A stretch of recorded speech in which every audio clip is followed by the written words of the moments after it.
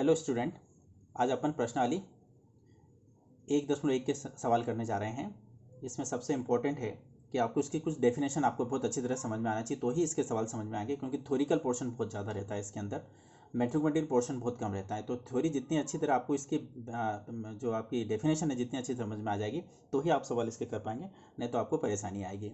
तो कुछ डेफिनेशन है जो मैं बता रहा हूँ, उसको देख लें, समझ लें। उसको किताब में है, किताब में पढ़ लें। मैं उसको उदाहरण देके भी अच्छी तरह समझाऊंगा कि क्या है ये चीज़ें।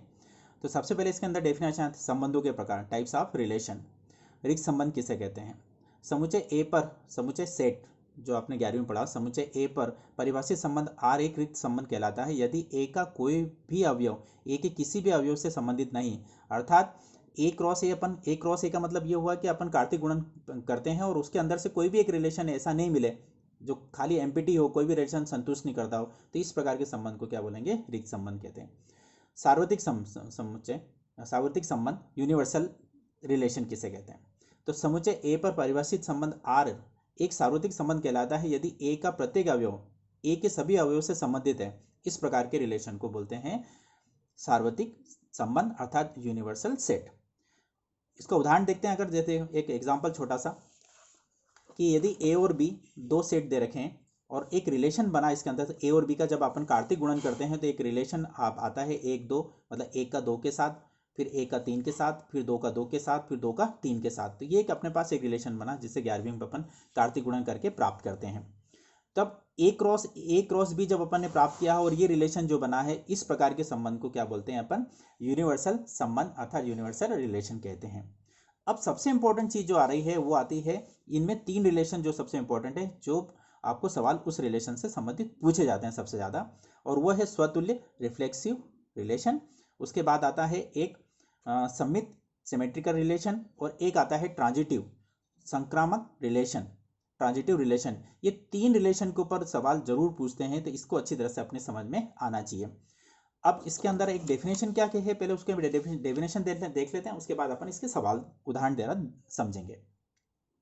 स्वतुल्य रिफ्लेक्सिव रिलेशन कब होता है? यदि ए कोई अवयव है सेट का, ए सेट का, तो उसका डबलेट मिलना चाहिए आपको। मतलब ए इस प्रकार के ऑर्डर पेयर को उस रिलेशन में आना चाहिए। इस प्रकार के रिलेशन को बोलेंगे स्वतुल्य रिफ्लेक्सिव रिलेशन। सममित रिलेशन क्या कहता है कि यदि a1 और a2 आपके पास ए सेट में है, तो a1 और a2 जब उसका ऑर्डर पेयर बना है तो a2 और a1 भी उसका रिलेशन में आना चाहिए। मतलब a1 a2 अगर उस रिलेशन में है तो a2 a1, मतलब a1 a2 उस रिलेशन में है तो a2 a1 उस रिलेशन में आना चाहिए। तो इस प्रकार के संबंध को बोलते हैं सममित मतलब सिमेट्रिक रिलेशन।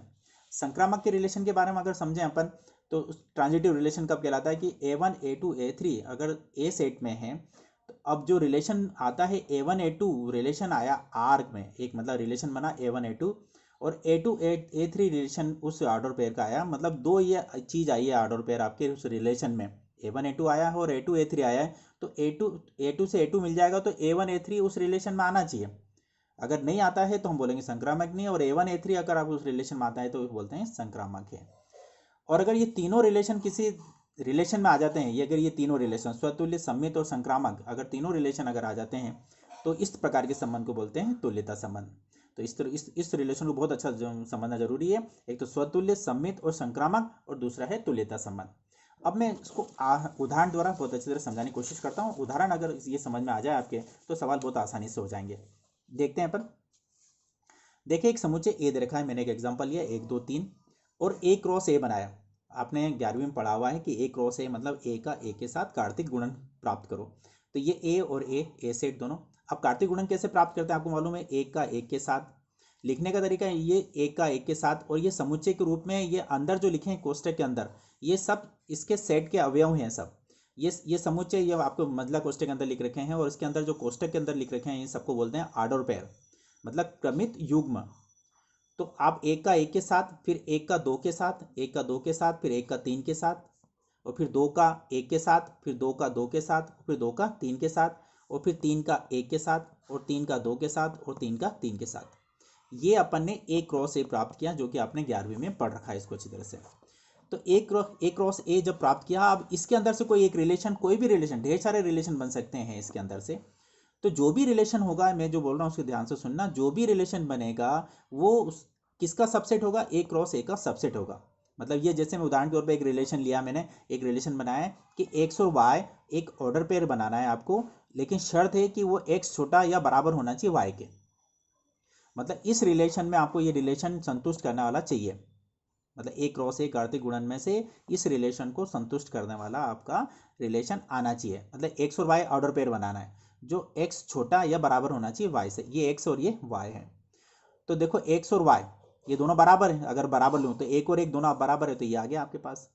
एक और दो, एक छोटा है दो से, ये एक्स और ये वाई, तो एक छोटा है दो से तो एक छोटा है दो से, एक दो आएगा। एक तीन, एक छोटा है तीन से, एक्स और वाई। अगला देखें दो एक, तो ये तो एक्स बड़ा हो गया इसलिए ये नहीं आएगा। दो दो, दो दो मतलब एक्स और वाई दोनों बराबर हैं, आ गया। दो तीन, दो छोटा है तीन से इसलिए आ गया। तीन एक, तीन बड़ा है एक से, एक्स बड़ा हो गया वाई से इसलिए ये नहीं आएगा। तीन दो, तीन मतलब एक्स है और ये वाई है तो एक्स बड़ा हो गया, जबकि हमको तो एक्स छोटा चाहिए तो हम ये भी नहीं लेंगे। तीन तीन मतलब बराबर, ये आ गया आपके पास। तो इस रिलेशन को संतुष्ट करने वाले मैंने ये ऑर्डर पेयर निकाले और समुच्चय के रूप में लिखना है आपको ये। अब आपको ये रिलेशन हो सकता है कि इस तरह से रिलेशन दे तो आपको ये रिलेशन बना लो, हो सकता है कि ये रिलेशन दे और उसके बाद बोले कि बताइए कि स्वतुल्य है, सममित है, संक्रामक है। तो कोई भी ये रिलेशन भी दे सकता है या इस तरह से भी दे सकता है। तो आपको ये ध्यान रखना है कि आप स्वतुल्य किसे कहते हैं और सममित किसे कहते हैं और संक्रामक किसे हैं, ये अच्छी तरह से समझ में आपको आना चाहिए। देखते हैं अपन। स्वतुल्य होने के लिए शर्त है हमारी कि ए समुच्चय जो है आपके पास कौन सा, एक दो तीन, तो एक आया है तो एक एक ऑर्डर पेयर में आना चाहिए इसमें। जैसे आप में ये अब स्वतुल्य है तो एक एक आया, देखो यहाँ पर एक एक आ गया, ठीक है। दो है तो दो दो आना चाहिए, तो ये रहा दो दो, ठीक है ये भी आ गया। तीन है तो तीन तीन आना चाहिए, तो ये तीन तीन भी आ गया। तो मतलब इस स्वतुल्य कहता है कि जितने भी समुच्चय के अवयव हैं उन सबके डबलेट आपके रिलेशन में दिखना चाहिए।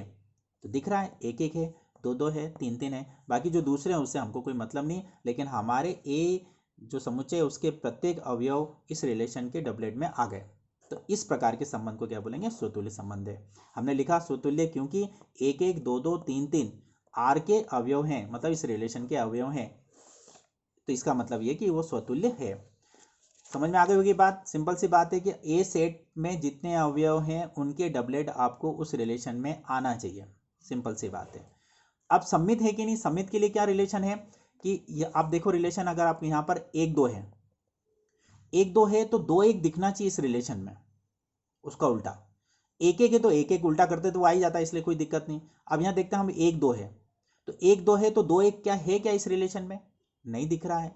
तो एक एक दो है, दो एक नहीं है, मतलब आपको अगला देखने की जरूरत ही नहीं, हमको एक भी का उल्टा नहीं मिला, इसका मतलब है हमारा दूसरे से कोई मतलब नहीं है। तो देखो मैंने लिखा सम्मित नहीं है, सम्मित नहीं है क्योंकि एक दो रिलेशन में है लेकिन किंतु दो एक रिलेशन में नहीं है, इसलिए सम्मित नहीं है।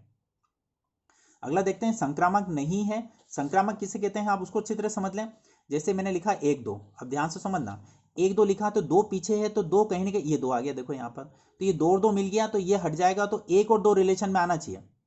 ये दो दो मिल गया है तो एक और दो अब रिलेशन में दिखना चाहिए, तो देखो ये दो से दो कट गया, तो एक और दो रिलेशन में है क्या आपके पास, यहाँ पर दो दो, एक दो से दो कट गया, अब एक और दो रिलेशन में है क्या, तो देखो यहाँ पर एक दो से दो कट गया तो एक और तीन मिलना चाहिए, दो से दो तो एक दो तो आ रहा है, तो ये तो ठीक है, दो से दो है कट गया तो एक दो तो एक दो तो ये रहा।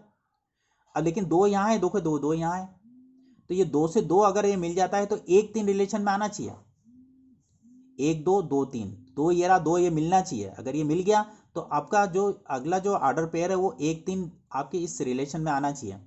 तो एक तीन है क्या, देखो यहाँ पर एक तीन है, ये रहा आपके पास, एक दो एक तीन है, एक तीन रिलेशन में है, एक तीन रिलेशन में, तो ये क्या कराएगा आपके संक्रामक के लिए कहता है एक दो, तो ये दो, दो से दो मिल गया आपके, दो तो एक दो, ये रहा आपके पास एक, फिर दो देखो ये रहा, तो एक तीन है आपके पास, ये रहा तीन तीन यहाँ मिल गया, तो एक तीन है। तो अगर इस तरह से रिलेशन मिल जाते हैं तो इस प्रकार के रिलेशन क्या कहते हैं, ये संक्रामक है। मतलब जो ऑर्डर पेयर है, जैसे मैं फिर उदाहरण देके बताऊँ, जैसे ये दो, एक दो, ये दो मिल गया, तो ये और ये दोनों मिल गया, तो एक और दो आना चाहिए, एक दो है आपके पास यहाँ पर, कोई दिक्कत नहीं। तो इस प्रकार के रिलेशन को क्या बोलते हैं कि संक्रामक है। अगर एक तीन है तो ये तीन है, तो तीन का ये रहा तीन, ये 3 मिल गया आपके पास। तो अगर 3 मिल गया है तो आपको ये बोल सकते हैं कि हाँ ये संक्रामक। 1 3, 3 से 3 मिल गया, 1 3 मिल गया, ये रहा 1 3 आपके पास। 2 2, ये 2, तो 2 3, 2 3 है क्या आपके पास यहाँ पर? देखो 2 3 नहीं है यहाँ पर आपके, देखो ये 2 2 है, ये 2 3 है, तो ये दोनों मिल गए, तो 2 और 3 आना चाहिए, तो 2 3 है, ये रहा आपके पास। तो इस प्रकार के रिलेशन को क्या बोलते हैं? संक्रामक रिलेशन कहते हैं।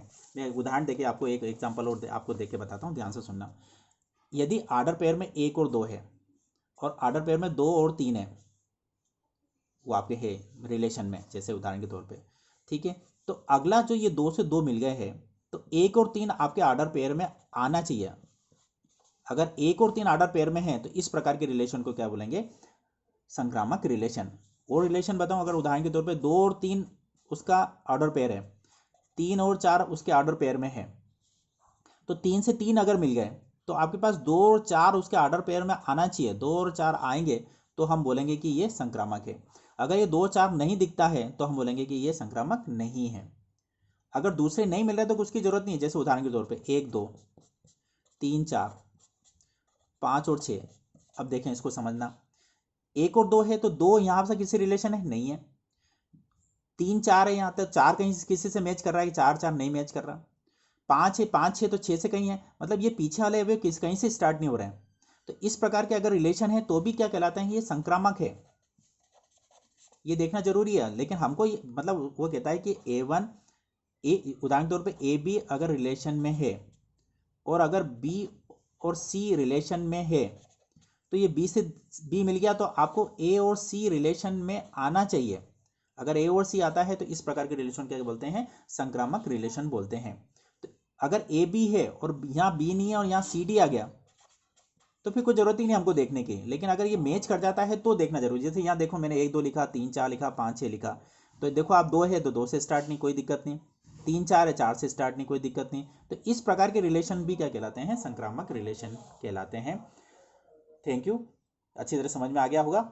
इस प्रश्नावली के सवाल हम अगले वीडियो में देखेंगे। धन्यवाद।